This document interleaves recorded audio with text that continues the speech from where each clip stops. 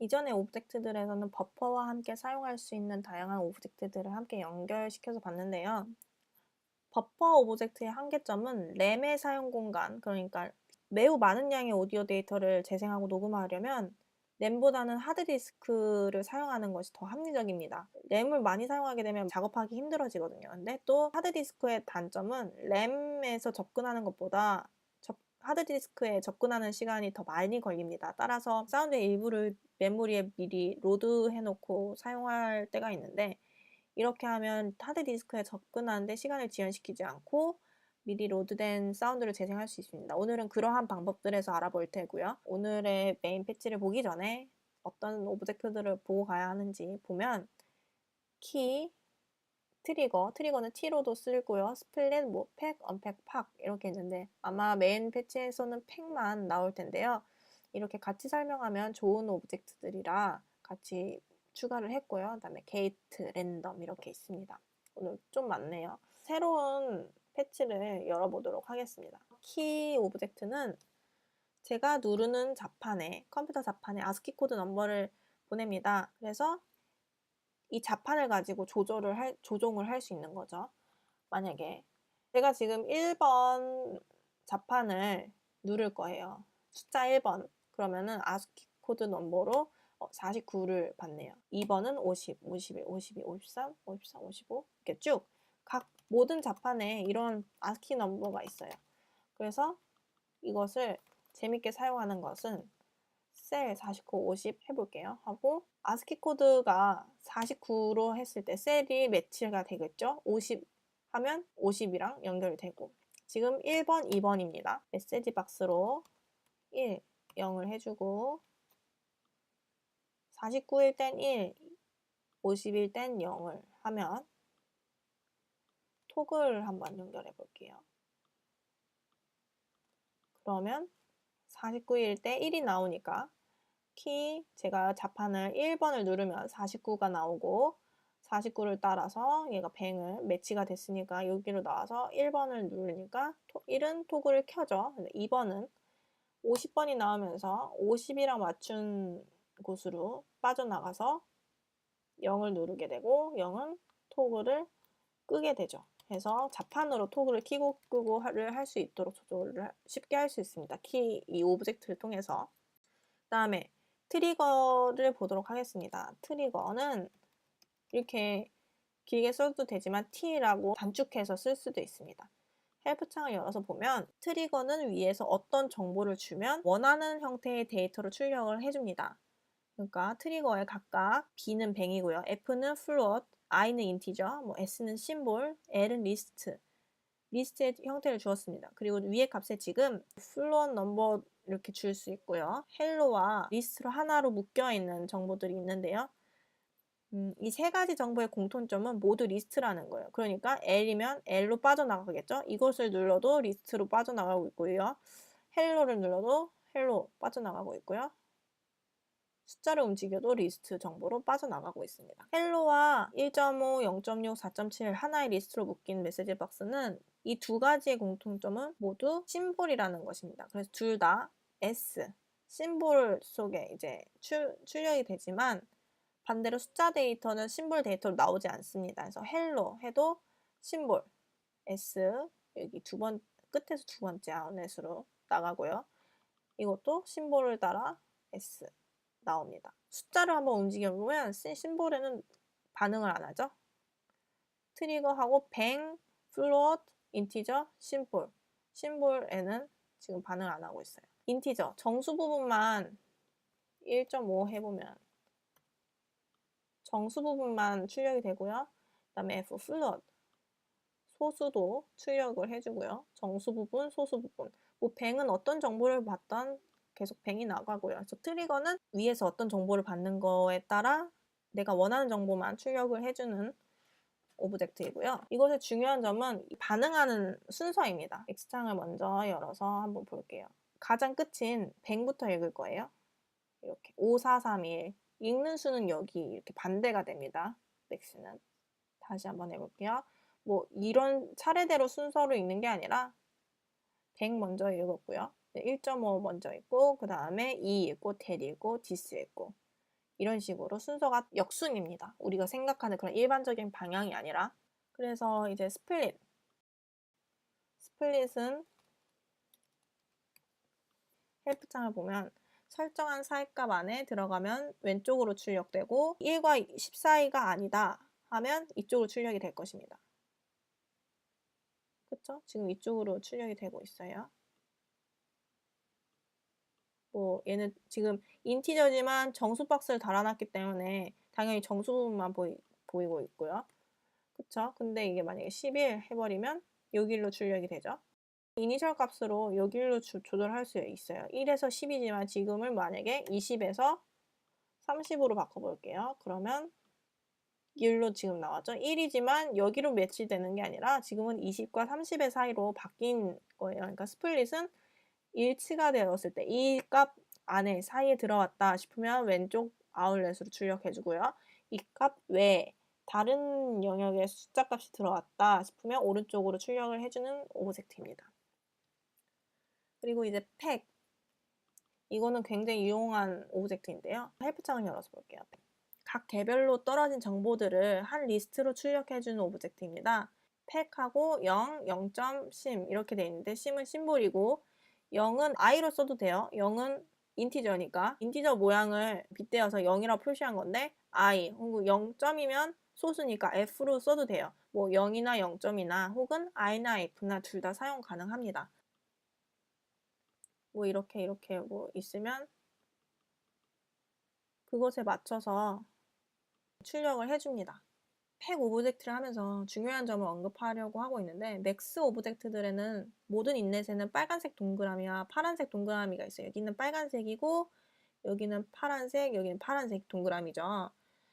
물론 메시지 박스에도 있지만 지금 메시지 박스에는 파란색, 여기서는 빨간색. 메시지 박스를 먼저 비교해 보자면 여기 밑에다 한번 뱅을 달아 볼게요. 하고 뭔가 숫자를 막 바꾸고 나서 뱅을 하면 얘는 지금 이 값에 따라 바뀌었죠. 제가 움직인 값을 따라 팩에서 묶여서 하나의 리스트로 출력이 됐는데 뱅은 울리지가 않았어요. 막 바꿨어요. 바꾸고 나서 뱅 하면 얘는 출력이 안 됐는데 이게 빨간색 인넷으로 들어오면 출력이 됩니다. 이 메시지 박스에서도 빨간색 인넷과 파란색 인넷이 다른데요. 파란색 인넷은 지금 정보의 그냥 단순한 디스플레이를 위한 보여지는 것만 나타내주고 있고요. 정보가 지금 이러한 정보를 갖고 있다라고 보여주는 용이고 빨간색 인넷은 정보가 들어오면 그게 보여준 게 출력이 된다라고 생각하시면 됩니다. 이제 저는 빨간색은 뭐 한 라인, 파란색은 쿨 라인 이렇게 부르는데요. 쿨 라인에서 파란색 인넷에서만 한번 바꿔볼게요. 뭔가 바뀌지 않죠. 근데 한 라인은 움직여야 이 쿨라인까지 다 같이 바뀐 값이 나옵니다. 근데 이 한 라인은 바뀌는 즉시 움직여요. 지금 바로바로 출력이 되고 있어요. 얘는 이렇게 갖고 있다가 바뀐 값이 이렇게 갖고 있다가 한 라인이 움직이면 그제서야 같이 출력이 됩니다. 바로 이것이 가장 중요한 차이고요.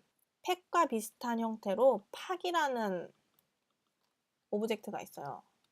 그래서 제가 같이 설명하는 건데 팍도 다양한 정보를 하나의 리스트로 묶어주는 역할을 해요. 근데 다만 다 인넷이 한 라인일 뿐이에요. 그래서 얘는 어디서 어떤 정보가 들어와도 바로바로 그 출력이 되는 거예요. 팩은 이 맨 첫 번째 인넷만 빨간색이므로 여기가 바뀌면 바뀌지가 않았어요.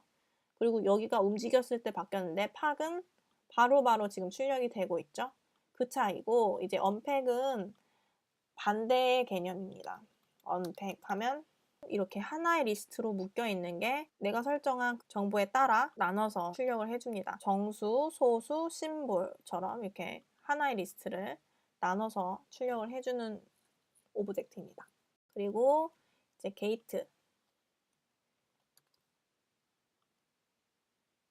게이트는 지금 메트로 200이 액티브 1은 활성화돼서 카운터를 이제 세고 있는데 인넷을 다 막아놨어요. 막아놓고 1번 인넷을 온시키면 1번 인넷으로 출력이 되고 2번 인넷 출력되고 3번 인넷 출력되고 다시 1번 이런 식으로 자기가 원하는 게이트는 어떤 정보를 갖고 있다가 자기가 원하는 곳에 아웃풋으로 출력을 합니다. 그리고 이제 랜덤, 마지막으로 랜덤을 볼 텐데요. 왼쪽 인넷에 제가 뱅을 넣고 오른쪽 인넷에 인티저 박스 그리고 아웃넷에 인티저 박스를 한번 달아볼게요. 랜덤에 1만 넣으면 원래는 여기 오브젝트 아규먼트로 그냥 같이 레인지를 설정을 해도 돼요. 그렇지만 그냥 1만 넣고 뱅을 한번 눌러볼게요. 계속. 그럼 계속 0만 나오죠. 그리고 범위를 2로 설정하면 0 아니면 1만 랜덤하게 누르는 것에 따라 랜덤하게 나옵니다. 범위가 1 땐 0일 그러면은 범위가 3일 땐 012, 012의 값이 랜덤하게 출력이 되겠죠. 그래서 100을 넣으면 0에서 99까지의 값이 랜덤하게 출력이 됩니다. 자, 그래서 본 패치를 설명하도록 하겠습니다.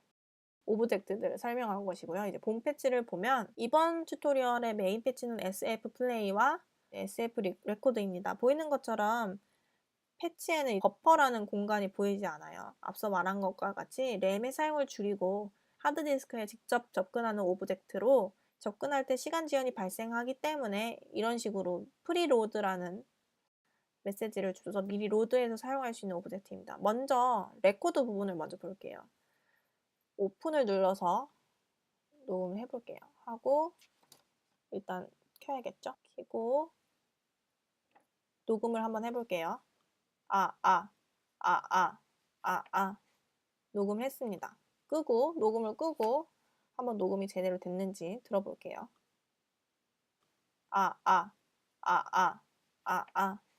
녹음했습니다. 네, 녹음이 이렇게 되는 거죠. 그러니까 오픈을 해서 저장을 해놓고 파일을 미리 저장을 해놓고 키면 녹음이 시작되고 끄면 녹음이 꺼지는 그런 간단한 SF 레코드였고요. 파란색 부분 넘어와서 SF 플레이는 전체 오디오 파일을 미리 로드해 놓고 동일한 SF 플레이 오브젝트 하나에서 많은 파일을 열어서 재생할 수 있습니다. 프리로어드라는 메시지 박스들을 보면 그런 것으로 알 수 있습니다. 프리로어드 2부터 시작을 하죠. 그 이유가 있어요. 그래서 프리로어드 2, 3, 4에는 어떤 구간이 설정이 되어 있지 않아요. 전체 파일을 재생하고 있고요. 프리로어드 5부터는 뭐 0에서 270ms, 프리로드 6, 이 파일은 572에서 859 이런 구간을 다 이제 미리 설정을 해놓고 있습니다. 그래서 첫 번째는 게이트를 엽니다. 게이트가 토글 1을 받으면 키가 눌린다는 거죠. 그리고 토글을 끄면 키를 안 받습니다. 그래서 입력받은 아스키 코드가 게이트의 아웃렛으로 이제 출력이 될 건데요. 지금 셀 스플릿에서 48에서 57의 구간을 해주고 있습니다. 이것은 키보드 숫자 0부터 9까지의 코드입니다. 그 다음에 마이너스 48을 해주고 있는 이유는요. 내가 누른 키보드 넘버와 Q값으로 지금 출력되는 번호가 동일하게 보여지도록 하기 위해서입니다. 그러니까 헷갈리지 않도록 1번을 누르면 1번이 나오게끔 1번을 지금 누르면 1번이 Q값이 나오고 이게 마이너스 48을 해줬기 때문이에요. 6번이면 6, 8번이면 8 이렇게 Q값과 동일한 번호로 보여지고 있죠. 그래서 보면 프리로드 2에서 9까지 앞서 말한 것처럼 미리 불러온 음원들이고 그러면 0과 1이 무엇인지 보겠습니다. 일단 0은 SF 플레이를 끄는 거고요. 1은 현재 방금 세팅된 가장 최근에 열렸던 파일이 재생이 됩니다. 보면 그냥 이런 거 누르고 한번 플레이를 해볼게요. 그러면 0이면 꺼지고 그리고 2면 2부터 9는 다 이쪽 미리 로드된 애들이었잖아요. 왜 안 나죠? 한번 이렇게 안 나면 한번 이렇게 메시지 박스를 눌러줘야 돼요. 네, 제가 지금 막 눌러서 하고 1번을 누르면 아까 눌렀던 이것과는 상관없이 아까 눌렀던 최근의 파일 아까 눌렀던 최근의 파일이 이거였어요. 그리고 내가 막 누르고 1번을 누르면 이스태츄가 나오죠. 여기 이스태츄 파일을 제가 불러왔었으니까요.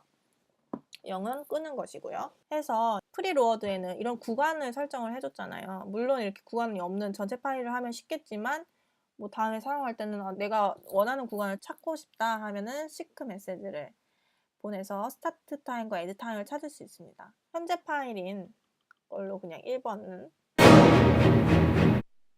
이것을 보고 제가 원하는 타임을 찾고 싶다. 지금 식 타임이 이건 거예요.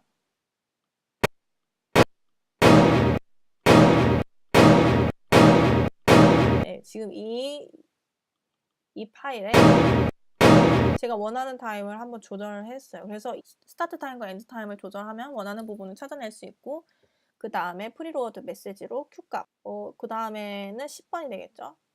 근데 10번은 키보드로는 없잖아요. 10 이렇게 있는 게 아니라 1, 0 이렇게 눌러야 되니까 그때는 다른 아스키 코드를 주는 게 좋겠죠. 뭐 스페이스바라든지 엔터라든지 한 번 눌러서 적용할 수 있게끔 해서 Q값을 지정해서 넣으면 됩니다. 그 다음에 노란색 부분을 볼게요. 노란색 부분은 SF 플레이의 가장 오른쪽 아울렛의 역할을 보여줍니다. 채널 각각 1, 2번이 EDH에 연결이 되어 있고, 어떤 한 음원이 끝나면 뱅이 출력이 되도록 제가 얘를 열어서 클릭을 하면 게이트가 열렸겠죠? 게이트가 열려서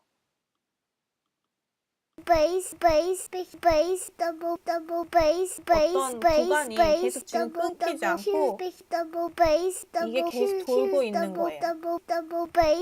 지금 토글을 끄면서 동시에 SF 플레이도 꺼지게끔 토글이 지금 둘 다 가고 있어요. 그래서 한 음원이 끝나면 뱅이 출력이 돼서 이 뱅이 나가면 랜덤 4, 랜덤 3은 0에서부터 3, 0, 1, 2, 3까지 출력을 하는데 더하기 2를 해주니까 2에서부터 5겠죠. 2에서부터 5를 계속 돌리겠다 하는 의미를 갖습니다. 그래서 프리로어드 2, 프리로어드 3, 4, 5.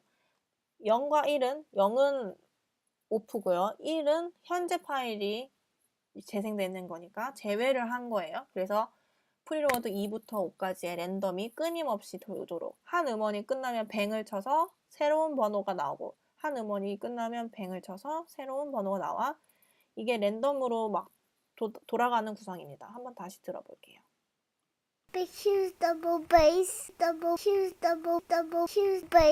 네, 이런 것처럼 정리를 하면요. 대용량 및 또는 다양한 오디오 샘플들을 재생하고 싶은 경우에는 하드디스크에서 샘플을 읽는 것이 램에서 로드하는 것보다 낫습니다. 하드디스크에 오디오 파일을 기록하고 재생하는 오브젝트로는 SF 레코드와 SF 플레이가 있습니다.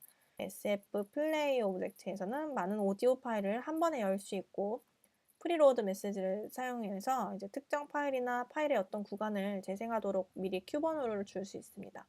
단 0은 오프 메시지고요. 1은 현재 들어있는 파일을 재생한다는 것이고 SF 플레이는 탐색 메시지를 통해서 시작 지점과 끝 지점을 정해서 재생할 수 있고요. SF 플레이의 오른쪽 아울렛은 재생이 돼 있는 파일이 끝났을 때 뱅을 내보내서 다른 프로세서가 일어나도록 사용할 수 있습니다.